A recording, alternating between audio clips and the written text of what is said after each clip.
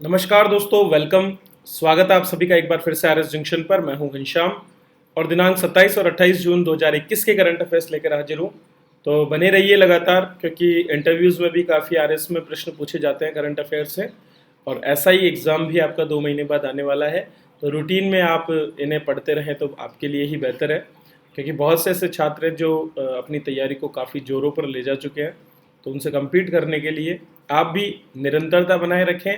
और हमारे ये वीडियो अगर आपको पसंद आते हैं तो इन्हें लाइक करना ना भूलें, अपने दोस्तों के साथ शेयर करना ना भूलें। चलिए दोस्तों, जो छात्र पीछे का रिवीजन करना चाहते हैं और जिनको समय का अभाव है, वे हमारी गुलदस्ता करंट अफेयर्स का लाभ उठा सकते हैं। पिछले 1.5 साल के करंट अफेयर्स की जो बुक्स है वो अवेलेबल है हमारी एप्लीकेशन आर एस जंक्शन पर। तो इनको आप वहाँ से लेकर के और इनसे अपने अध्ययन को आगे बढ़ाएं और अपनी तैयारी को कंटिन्यू रखें। हिंदी और अंग्रेजी दोनों में आप इसे ले सकते हैं।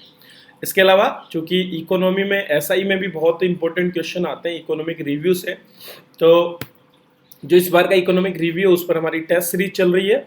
उस टेस्ट सीरीज को भी आप जो है यूज कर सकते हैं, लाभ उठा सकते हैं। 400 से भी ज़्यादा एमसीक्यूज हम इसमें कवरअप करेंगे आर्थिक समीक्षा में से, जो बहुत ही महत्वपूर्ण होंगे और पेपर के पैटर्न के हिसाब से ही बनाए जाते हैं। चलिए, तो पहला प्रश्न आज का देखते हैं, खेलों से जुड़ा हुआ।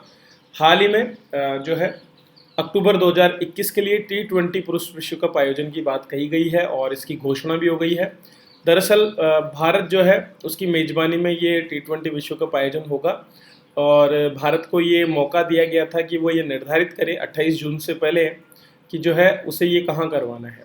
अब चूंकि भारत में ऐसी परिस्थितियाँ नहीं है कि यहाँ पर इस तरह के खेलों का आयोजन हो सके, क्योंकि कोविड-19 महामारी से काफ़ी क्षेत्र अब भी ग्रसित है। तो इसीलिए अब ये जो आयोजन है ये संयुक्त अरब अमीरात जो है यूएई वहाँ पर करवाने का फैसला लिया गया है। तो भारतीय क्रिकेट कंट्रोल बोर्ड ने जो है अब ये आयोजन वहाँ किया जाएगा। 17 अक्टूबर से शुरुआत होगी इस विश्व कप की और फाइनल मुकाबला 14 नवंबर को खेला जाएगा। मौजूदा योजना के मुताबिक T20 विश्व कप के पहले दौर को 2 चरण में बांटा जाएगा और इसे यूएई और ओमान इन 2 देशों में खेला जाएगा। पहले दौर में 8 टीमें 2 ग्रुप में 4-4 टीमों के हिसाब से 12 मैच खेलेंगी, जिनमें से दोनों ग्रुपों में से जो शीर्ष 2 टीमें रहेंगी उन्हें सुपर 12 में क्वालिफाई करने का मौका मिलेगा। तो रैंकिंग की शीर्ष 8 टीमों के साथ सुपर 12 जो है ये होगा और इस तरह से जो है सभी टीमें मिलकर के बाद में सेमीफाइनल और फाइनल की ओर बढ़ेंगी। तो यूएई अर्थात संयुक्त अरब अमीरात में ये मैच होने वाले हैं।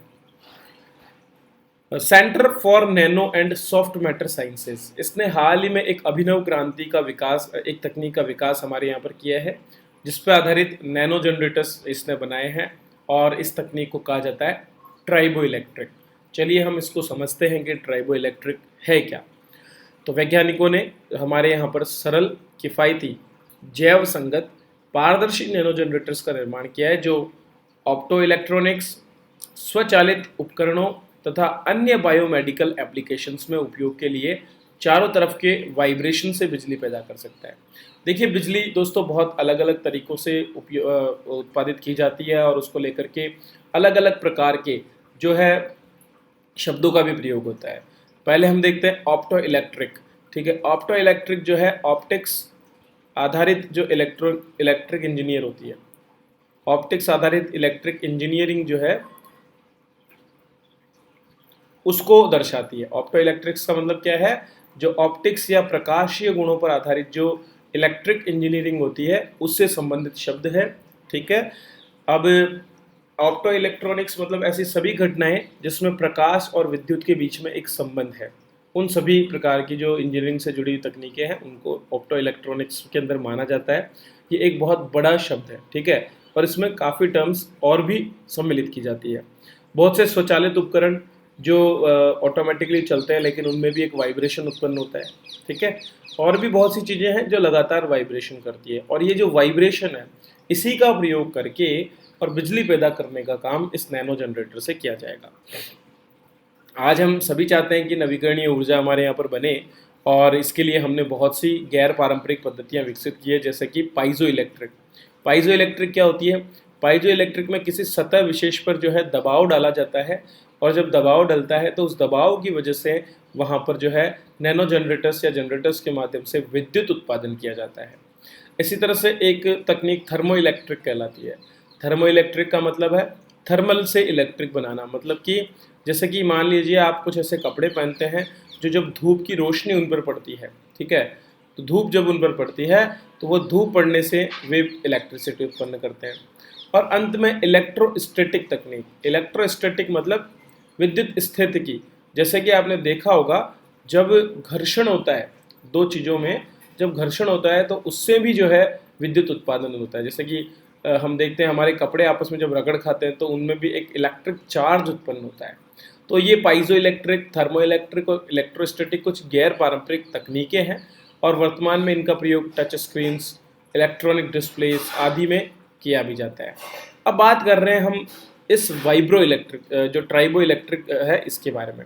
दरअसल ट्राइबो इलेक्ट्रिक नैनो जनरेटर्स जो हैं इनकी विश्व में 2012 में ही विकास हो गया था, लेकिन भारत में इंडिजीनियसली से अभी बनाया गया है। तो ये क्या करता है, ये वाइब्रेशन का उपयोग करता है। जो भी चारों तरफ वाइब्रेशंस होते हैं उनको ये उपयोग करता है। दरअसल इसमें क्या होता है कि आपस में पास पास में स्थित दो अणु जो कि अलग अलग सामग्रियों के हैं, जब भी वे एक दूसरे से दूर जाते हैं तो वहाँ पर होने वाली जो वाइब्रेशन है वो वाइब्रेशन को जो नैनो जनरेटर है वो उसको रिसीव करता है और रिसीव करके उसे इलेक्ट्रिसिटी में कन्वर्ट कर देता है। जैसे कि आज भी हमारे चारों तरफ जो स्थैतिक बिजली होती है वो भी ट्राइबो इलेक्ट्रिक होती है, क्योंकि कहीं ना कहीं अणु जो पास में आते हैं और अपने आप से दूर जाते हैं तो वहाँ पर जो एनर्जी और जो ऊष्मा जनरेट होती है वही ट्राइबो इलेक्ट्रिक के रूप में काम आती है। भारत सरकार के विज्ञान एवं प्रौद्योगिकी विभाग के बंगलुरु स्थित इस centre for nano and soft matter sciences द्वारा इसका विकास भी किया गया है। चलिए अगला प्रश्न देखते हैं। भारत द्वारा हाल ही में अंतर्राष्ट्रीय श्रम संगठन के जो गवर्नर बॉडी के अध्यक्ष की जिम्मेदारी है वो स्वीडन की एक महिला को सौंप दी गई है। तो स्वीडन की राजदूत जो हैं अन्ना जार्डफेल्ड जो है उनको ये सौंपी गई है। भारत बहुत लंबे समय से जो है इस पद पर था और अब जो है हमने इस पद को छोड़ दिया है। तो अक्टूबर 2020 से जून 2021 तक गवर्नर बॉडी के अध्यक्ष के रूप में हमारे अपूर्व चंद्रा जो कि सचिव हैं श्रम एवं रोजगार मंत्रालय के, उन्होंने यहाँ पर काम किया। भारत ने 35 वर्षों के बाद अंतर्राष्ट्रीय श्रम संगठन की गवर्निंग बॉडी की अध्यक्षता संभाली थी। इसके बाद इन्होंने अब जो है हमने जब हमारी अध्यक्षता रही तब बहुत से सत्रों का और बहुत से श्रम सम्मेलनों का भी आयोजन किया था। बात करें अंतर्राष्ट्रीय श्रम संगठन अर्थात इंटरनेशनल लेबर ऑर्गेनाइजेशन की, तो ये दुनिया का सबसे पुराना संगठन माना जाता है। ये श्रम मानक निर्धारित करने, नीतियों को विकसित करने और सभी महिलाओं और पुरुषों के लिए सभ्य कार्य को बढ़ावा देने के लिए सभी देशों के लिए बहुत से नियम, कायदे, कानून बनाता है। जब प्रथम विश्व युद्ध हुआ उसके बाद 1919 में जब वर्साई की संधि आई तो उसी समय एक संबद्ध एजेंसी के रूप में इसकी स्थापना हुई। ये वो दौर था जब लेबर्स को लेकर के बहुत कानूनों की मांग चल रही थी, क्योंकि रूस की क्रांति भी हो चुकी थी, समाजवाद का उद्भव हो चुका था और हर जगह मजदूर अधिकारों की बात होने लगी थी।